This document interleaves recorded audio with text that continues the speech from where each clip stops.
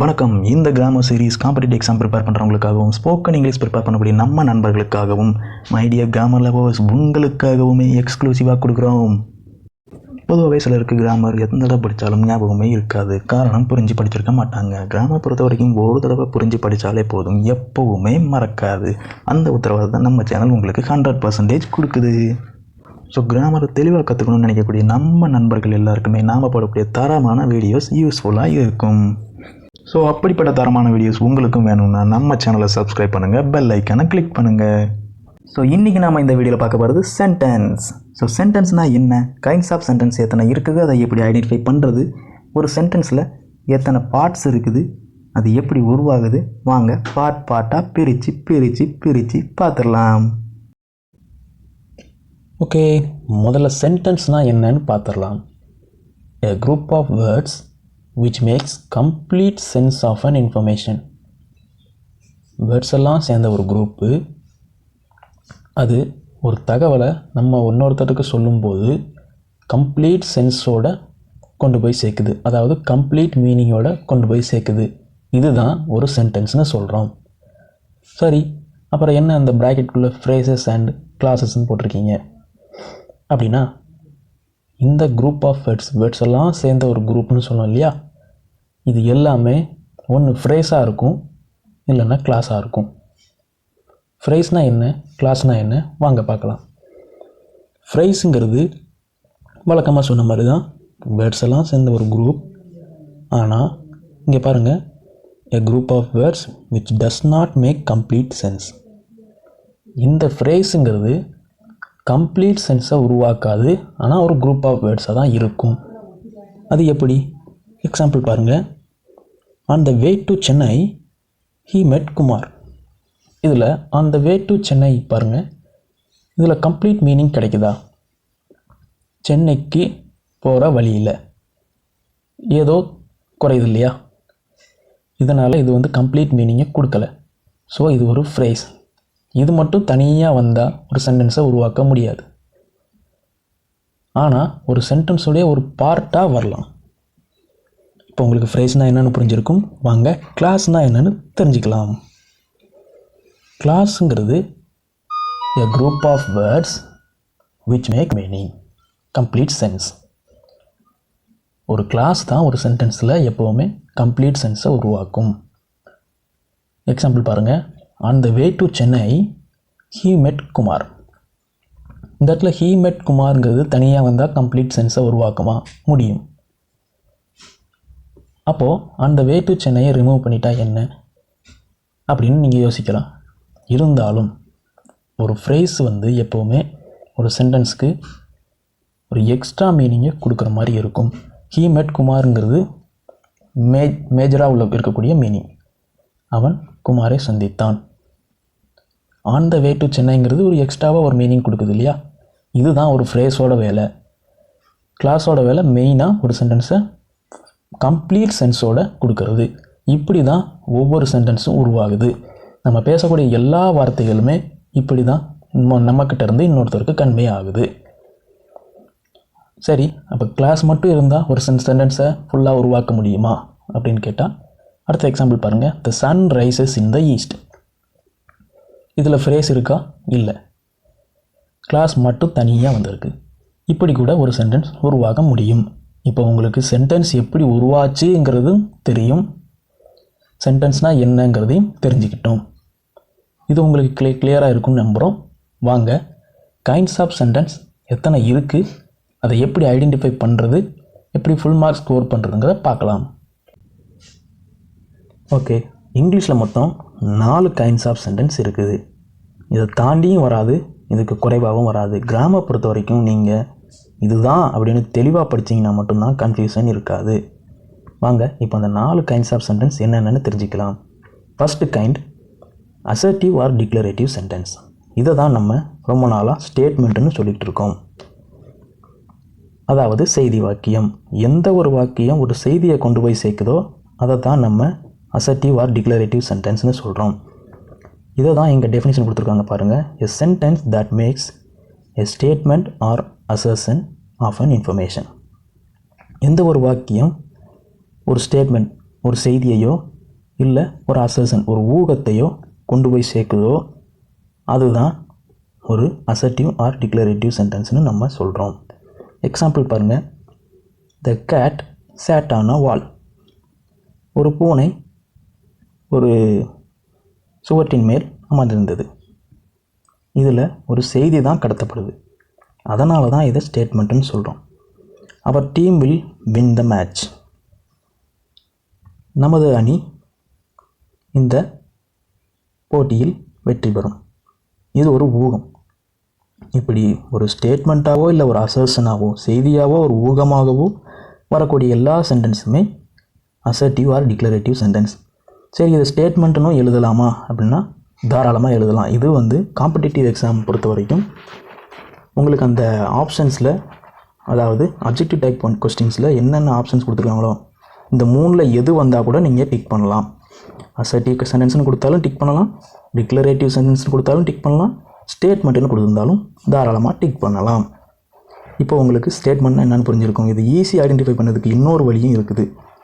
என்ன அப்படின்னா, எப்போவுமே ஒரு ஸ்டேட்மெண்ட் ஒரு சப்ஜெக்டில் ஆரம்பித்து ஃபுல் ஸ்டாப்பில் முடியும். இப்போ இந்த சென்டென்ஸே பாருங்கள். த கேட் சேட் ஆன் அ வால். த கேட்டுன்னு ஒரு சப்ஜெக்டோடு ஆரம்பித்து ஃபுல் ஸ்டாப்போடு முடிஞ்சிருக்குது இல்லையா? இப்படி தான் ஈஸியாக ஒரு ஸ்டேட்மெண்ட்டை ஐடென்டிஃபை பண்ணலாம். இப்போ நம்ம ரெண்டாவதாக பார்க்கக்கூடிய சென்டென்ஸ் இன்டராகேட்டிவ் சென்டென்ஸ்.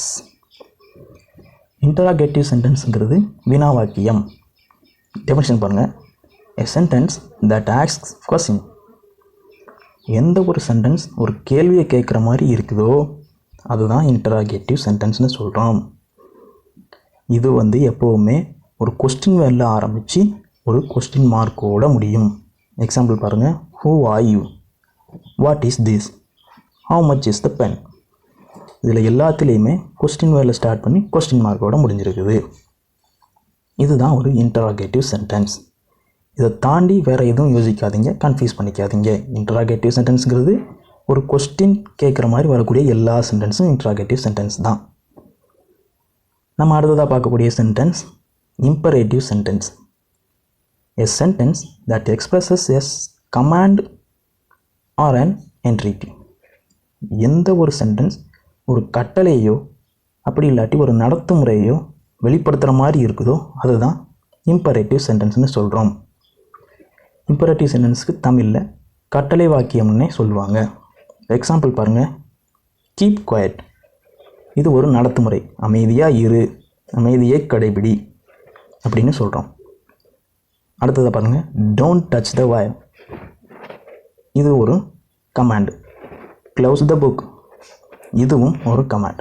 ஸோ இந்த மாதிரி ஒரு கமாண்டோ இல்லை ஒரு என்ட்ரிட்டியோ கட்டளையோ இல்லை ஒரு நடத்துமுறையோ குறிப்பிடுற மாதிரி வரக்கூடிய எல்லா சென்டென்ஸுமே இம்பரேட்டிவ் சென்டென்ஸ் தான். இதை ஈஸியாக ஐடென்டிஃபை பண்ணுறதுக்கு 2 வழிகள் இருக்குது.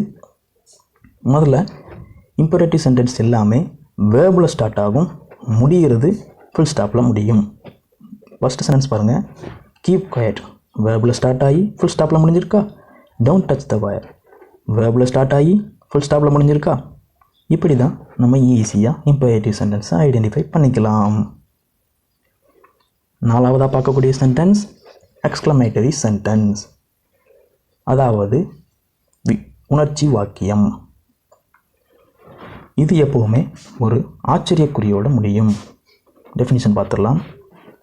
எ sentence that expresses strong feeling. எந்த ஒரு சென்டென்ஸ் ஒரு ஃபீலிங்கை வெளிப்படுத்துகிற மாதிரி வருதோ அது எல்லாமே எக்ஸ்க்ளமேட்டரி சென்டென்ஸ்னு சொல்லிடலாம், அதாவது உணர்ச்சி வாக்கியம். எக்ஸாம்பிள் பாருங்கள். How beautiful the tree is, how cold the day night is. இது எல்லாமே ஒரு உணர்ச்சியை வெளிப்படுத்துகிற மாதிரி வருது இல்லையா? How beautiful the tree is, அந்த மரம் எவ்வளவு அழகாக இருக்கின்றது. இப்படி வரக்கூடிய எல்லா சென்டென்ஸுமே ஒரு ஆச்சரியத்தோடு பேசக்கூடிய எல்லா சென்டென்ஸுமே எக்ஸ்க்ளமேட்டரி சென்டென்ஸ்னு சொல்லிடலாம். ஈஸியாக ஐடென்டிஃபை பண்ணதுக்கு எப்படி கண்டுபிடிப்பீங்க? இது எப்போவுமே முன்னாடி சொன்ன மாதிரி தான் ஆச்சரியக்குறியோடு முடியும், எக்ஸ்க்ளமேட்டரி மார்க்கோட முடியும். ஸோ இவ்வளோ தான் கைண்ட்ஸ் ஆஃப் சென்டென்ஸ். மொத்தம் 4 இருக்குது. ஃபஸ்ட்டு என்ன சொன்னோம்? ஸ்டேட்மெண்ட், டிக்ளரேட்டிவ் அல்லது அசர்ட்டிவ் சென்டென்ஸ். ரெண்டாவது இன்டராகேட்டிவ் சென்டென்ஸ். மூணாவது என்ன சொன்னோம் சொல்லுங்கள்? Yes, imperative sentence. நாலாவதாக பார்த்தது எக்ஸ்க்ளமேட்டரி சென்டென்ஸ். இதை தாண்டி எதுவுமே எக்ஸாமில் வராது. நீங்கள் தாராளமாக இதையே நோட்ஸ் எடுத்து வச்சு ப்ரிப்பேர் பண்ணிவிட்டு போகலாம், ஃபுல் மார்க்ஸ் ஸ்கோர் பண்ணலாம். சரி, இது மட்டும்தானா ஒரு சென்டென்ஸை பற்றி தெரிஞ்சுக்கிறதுக்கு அப்படின்னா இன்னும் நிறையாவே இருக்குது. அதில் ஒரு பகுதியாக பார்க்கக்கூடியது தான் ஒரு சென்டென்ஸுடைய பார்ட்ஸ் என்னென்ன இருக்குதுன்னு பார்த்துடலாம். ஒரு சென்டென்ஸில் மொத்தம் 2 பார்ட் இருக்குதுங்க. அதாவது சப்ஜெக்ட் பார்ட், இன்னொன்று ப்ரெடிகேட் பார்ட். அது என்ன சப்ஜெக்ட் பார்ட், ப்ரெடிகேட் பார்ட் அப்படின்னா, சப்ஜெக்ட் பார்ட்டுங்கிறது டெஃபினிஷன் பாருங்கள். Place of the name of some person or thing. ஒரு பர்சனோ இல்லை ஒரு பொருளோ அவங்கள பற்றி அவங்கள குறிப்பிடக்கூடிய ஒரு இடத்துக்கு பேர் தான், ஒரு பார்ட்டுக்கு பேர் தான் சப்ஜெக்ட் பார்ட். இந்த பார்ட் எப்போவுமே சென்டென்ஸுடைய ஃபர்ஸ்டில் தான் வரும். எக்ஸாம்பிள் பாருங்கள், தே ஆர் பிளேயிங் கிரிக்கெட். இந்த இடத்துல தே அப்படிங்கிறது சப்ஜெக்ட் பார்ட். சரி, சப்ஜெக்ட் பார்ட் ஃப்ரண்டில் மட்டும்தான் வருமானா வாய்ப்பு இல்லைங்க. சில நேரங்களில் நடுவுலையும் வர வாய்ப்பு உண்டு. ஏன் அப்படின்னா ப்ரெடிகேட் பார்ட்டுடைய மற்ற பகுதிகள் சப்ஜெக்ட் பார்ட்டுக்கு முன்னாடி வர்றதுக்கும் வாய்ப்புகள் இருக்குது. சரி, எக்ஸாம்பிள்லாம் ரொம்ப குறைவாக கொடுத்துருக்கீங்களேன்னு யோசிக்காதீங்க. இதோடைய இலவச இணைப்பாக இந்த வீடியோவோடையே சேர்ந்து ஒரு எக்ஸசைஸ் வீடியோ உங்களுக்காகவே பிரத்யேகமாக வந்துக்கிட்டு இருக்குது. ஸோ சப்ஸ்கிரைப் பண்ணிக்கோங்க. சரி வாங்க, ப்ரெடிகேட் பார்ட்னா என்னென்னு பார்த்துடலாம். Place of saying something about that person or thing. அந்த பொருளையோ அந்த பர்சனையோ பற்றி சில விஷயங்களை சொல்லக்கூடிய பார்ட். முன்னாடியே பார்த்த மாதிரி தான் அதே எக்ஸாம்பிளை திருப்பி பாருங்கள். They are playing cricket. இதில் அந்த தே அப்படிங்கிறது சப்ஜெக்ட் பார்ட்னு பார்த்தோம். சப்ஜெக்ட் பார்ட் இல்லாமல் எப்போயுமே ஒரு சென்டென்ஸ் அமையாது. இதில் ஆர் பிளேயிங் கிரிக்கெட்டுங்கிறது அவங்க, தேனா அவர்கள், அவங்க என்ன பண்ணிக்கிட்டு இருக்காங்க, கிரிக்கெட் விளையாடிக்கிட்டு இருக்காங்க. ஸோ அவங்கள பற்றி சில விஷயங்களை சொல்லுதா, இதுதான் ப்ரெடிகேட் பார்ட். அடுத்த எக்ஸாம்பிளையும் பாருங்கள். The bag is very thick. The பேக்குங்கிறது சப்ஜெக்ட் பார்ட். இஸ் வெரி திக்குங்கிறது எதை குறிக்குது, அந்த பேக் ரொம்ப திக்காக இருக்குது அப்படின்னா அந்த பேக்கை பற்றி சில விஷயங்களை சொல்லுதா, இதுதான் ப்ரெடிகேட் பார்ட். ஸோ ஒரு சென்டென்ஸ் உருவாகிறதுக்கு கிளாஸ் தேவை, ஃப்ரேஸ் தேவை. அந்த கிளாஸும் ஃப்ரேஸும் சேர்ந்து ஒரு சென்டென்ஸ் உருவானதுக்கப்புறம் அதில் 2 பார்ட்டாக நம்ம பிரிக்கலாம். ஒன்று சப்ஜெக்ட் பார்ட், இன்னொன்று ப்ரெடிகேட் பார்ட். சப்ஜெக்ட் பார்ட் எப்போவுமே ஈஸியாக ஐடென்டிஃபை பண்ணுறதுக்கு அது எப்போவுமே வேர்புக்கு முன்னாடி தான் வரும். ப்ரெடிகேட் பார்ட்டுங்கிறது வேர்ப்லேருந்து மீதி என்னெல்லாம் இருக்கோ இது எல்லாமே ப்ரெடிகேட் பார்ட்னு சொல்லிடலாமா அப்படின்னா தாராளமாக சொல்லிடலாம். ஏன் அப்படின்னா அந்த வேர்ப்லேருந்து மீதி எல்லாமே ஆப்ஜெக்ட்டு, அட்ஜங்க்ட்டு, காம்ப்ளிமெண்ட் இது எல்லாமே அந்த சப்ஜெக்டை பற்றி தான் சொல்லணும். எல்லா சென்டென்ஸ்லேயும் அப்படி தானே தாராளமாக 100% அப்படி தான் சொல்லும். அதனால் நீங்கள் ப்ரெடிகேட் பார்ட்னே சொல்லிடலாம். இது வரைக்கும் எந்த கொஸ்டின்லையும் கேட்ட மாதிரி இல்லையேன்னு யோசிப்பீங்க. இனி வர கொஸ்டின்லாம் டஃப் ஆகிட்டே இருக்கிறாங்க. ஒருவேளை இதுவும் வரலாம். அதனால் முன்கூட்டியே நம்ம சேனல் உங்களுக்கு இந்த வாய்ப்பை கொடுக்குது. ஸோ இப்போ உங்களுக்கு சென்டென்ஸ்னால் என்னென்னு புரிஞ்சிருக்கும். கைண்ட்ஸ் ஆஃப் சென்டென்ஸ் எப்படி ஐடென்டிஃபை பண்ணுறதுங்கிறதும் தெளிவாக புரிஞ்சிருக்கும். தொடர்ந்து நோட்ஸ் எடுத்து வச்சு ப்ரிப்பேர் பண்ணுங்கள், மார்க்கை ஸ்கோர் பண்ணுங்கள். தொடர்ந்து கிராமர் சீரீஸில் நம்ம கூடக்கூடிய எல்லா வீடியோஸும் உங்களுக்கு வேணும். லைக் பண்ணுங்கள், ஷேர் பண்ணுங்கள், சப்ஸ்கிரைப் பண்ணுங்கள், பெல் ஐக்கானை கிளிக் பண்ணுங்கள். இந்த வீடியோ பார்த்ததுக்கு ரொம்ப நன்றி. உங்களை மறுபடியும் அடுத்த வீடியோவில் சந்திக்கிறோம்.